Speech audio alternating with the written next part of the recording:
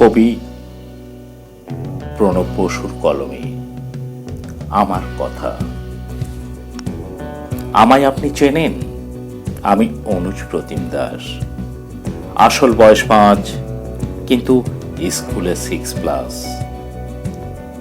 আমার সবে 1, তবু মিসের সংখ্যা 4। সকাল সন্ধ্যে দুজন, সপ্তাহে 4 বার। পড়তে হয় 5টি বিষয়, 5 ঘন্টার বেশি। মা বলেছেন সাহেব হতে, বাবার শিক্ষা দেশি। পড়াশুনো ছাড়াও আমার অজস্র কাজ হাতে। হিসেব কষে দেখলে আমায় ঘুম হয় না রাতে। মায়ের ইচ্ছে ক্রিকেট শিখে সচিন হয়ে উঠি।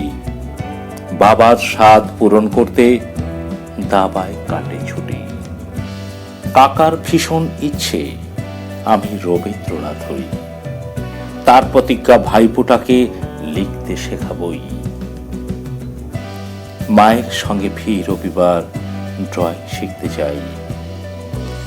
এসব সাথে বাদ সাধলে বেজায় সাজা পাই। সবকিছুতেই প্রথম হই, সবাই কিন্তু চান।